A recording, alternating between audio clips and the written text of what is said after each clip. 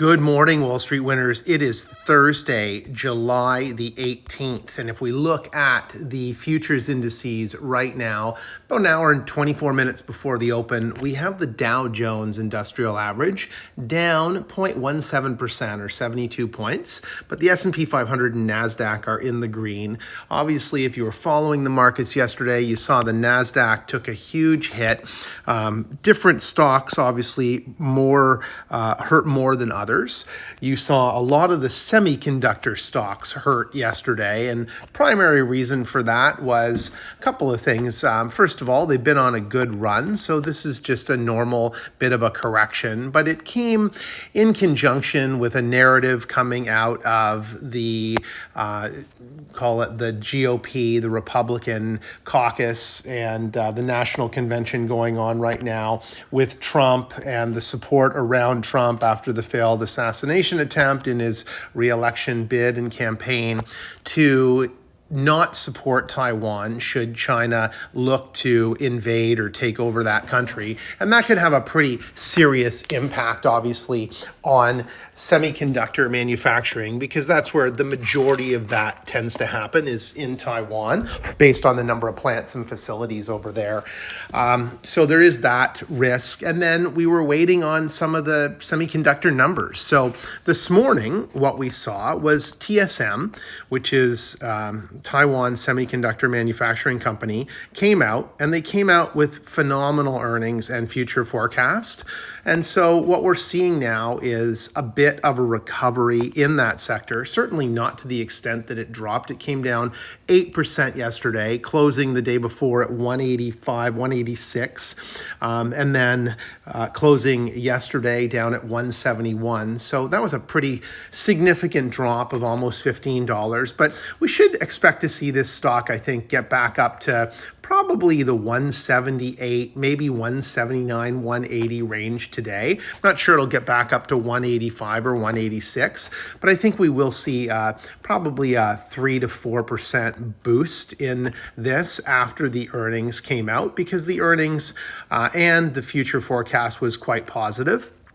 And now we should see lift some of the other semiconductor stocks and some of the tech stocks as a whole. So NVIDIA is up almost $3, $2.50 right now. But again, it had a pretty significant fall off or drop yesterday. You can see a lift in other large tech stocks, call them the Fab 7, Meta being one of those. So Meta's up, Google is up, which was down yesterday. And then you've got the likes of Microsoft, which looks to be rebounding a bit. Not really one of the harder hit stocks yesterday. Microsoft came out fairly unaffected. I mean, it was off, but not certainly percentage-wise to the same extent.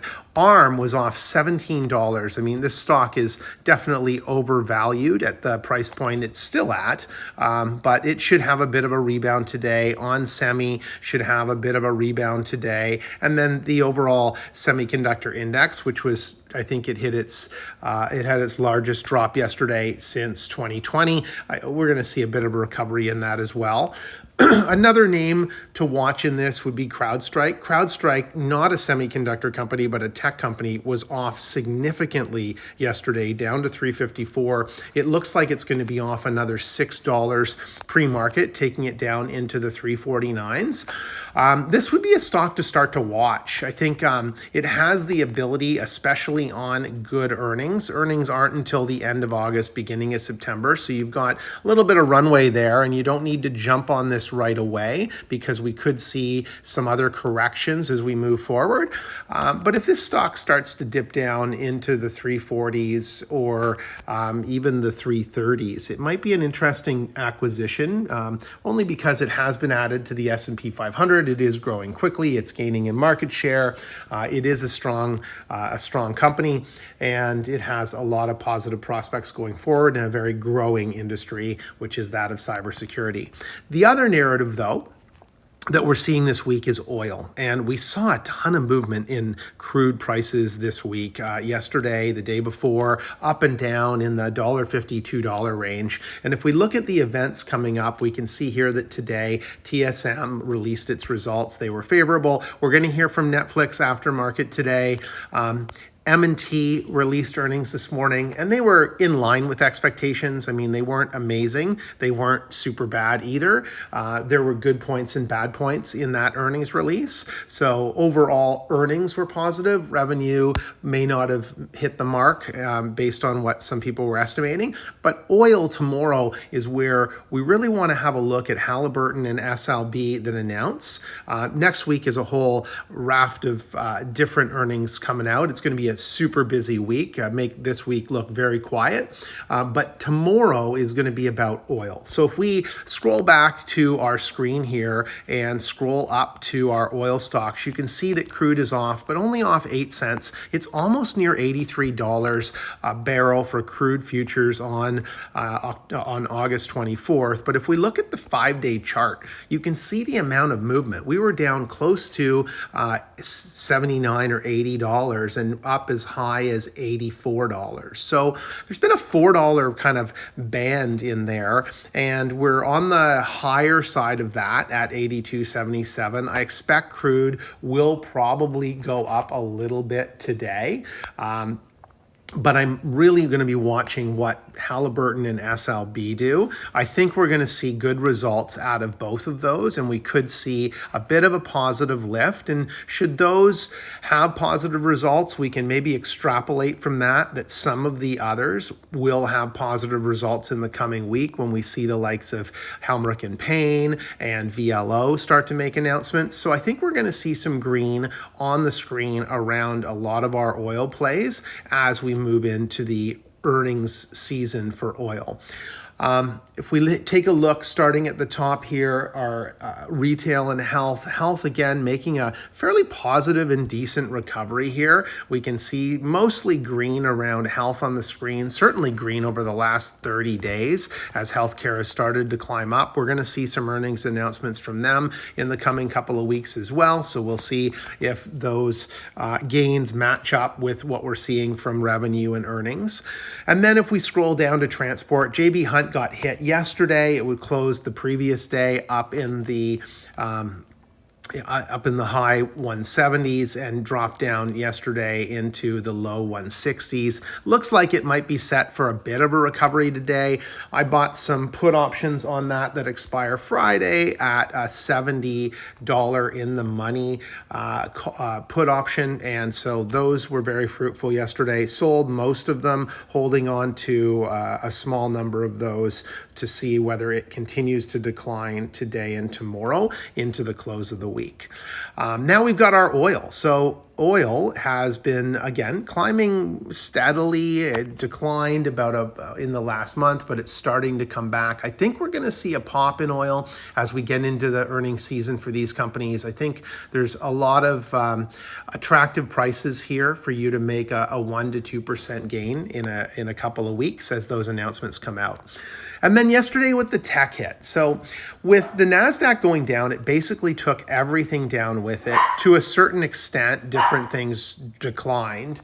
But one of the ways to play a decline is as you're seeing the NASDAQ go down, you could look at, so let's take Meta as an example. This was part of my strategy yesterday. So if we look at Meta opened yesterday, up in the, not yesterday in the 530s. It was here yesterday. So it opened around 489, call it 490 round numbers, and then it dropped immediately at the open, but it continued to decline into the day. So really important to continue to watch that trend. We really never saw it climb up significantly, so there was no real indicator to buy it. It was really a wait and see what happens. And we also would watch the overall NASDAQ index here, and the NASDAQ continued to fall and decline. So if the NASDAQ, the overall tech index, is declining and the shares declining, it's probably good to sit on the sidelines and wait that out. And if you did and you got to the end of the day, you're near its low point there at 461. So about 5 or 10 minutes prior to close, this would be an amazing opportunity to look at buying a put option, sorry, a call option, not a put. A put is you think it's going to go down further. I think it's going to recover. So if I think it's going to recover, I want to buy a call option, but I would buy it just, I would buy it in the money. And what I mean by that is I buy a $460 call option a couple of months out. Right now with earnings coming up in the next month, I'd buy it a month out. So let's say we bought it for a month this Friday. I'd buy it at $460. So I'm already in the money. I'm going to pay a bit of a premium on that. But if Meta recovers today, which I believe it would, and in the coming weeks, you'll immediately see a percentage increase in that call option. And you can sell it at any time and take those profits. If you don't sell it, on the day the option expires and you're in the money, you have to be able to buy the block of shares that you purchase the call options for. So one call option represents a lot of 100 shares, and 100 shares right now at $460 would cost you $4,600. So you'd have to come up with $4,600 if the option expired and you bought it. But if you were to buy it, you could immediately sell it, and then you could take the gain of the difference in the share price. So if the stock went up to $500, you would have made $40 less your cost in the option. But if you bought it and then sold it, you're looking at a $40,000 gain there in the stock itself minus your option costs, whatever those were. The other way to play it, so you never have to buy the stock, is you just buy the option feeling it's going to increase and then sell it today when it opens, say $5 or $6 higher, and you'll probably be up 15, 20% in that option, and you'll have made a significant increase in that option. Now, options and puts, much more risky than other types of investments, so I wouldn't do this if you're just starting out in the market or with your investment strategy. It's something that you want to do when you become much more knowledgeable and seasoned and have more experience and have more capital to manage, and it becomes a smaller percentage of your overall capital, overall investment pool. But it is something to be aware of that does exist out there that people are doing,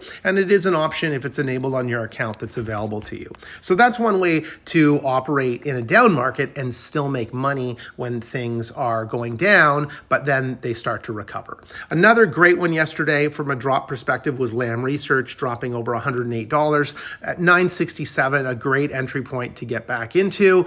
But we have a lot of those. I mean, Meta as an entry point at $461 is a phenomenal entry point because that stock's going to be a $500 or $600 stock by the end of the year if things keep going the way they're going. So going down to financials now, we're starting to hear that the regional banks are going to be starting to recover. We're going to see a recovery. So there may be an opportunity here. Come Monday, we have Zion Bancorp coming out with earnings. I think those could be positive. Whether they're going to be positive enough to increase the stock beyond its run up at this point remains to be seen. But we do have some Canadian stocks that have been hit very, very hard in the last couple of years. TD, one of my favorites, but it's been a huge laggard. Royal Bank of Canada, another one. CIBC, another one.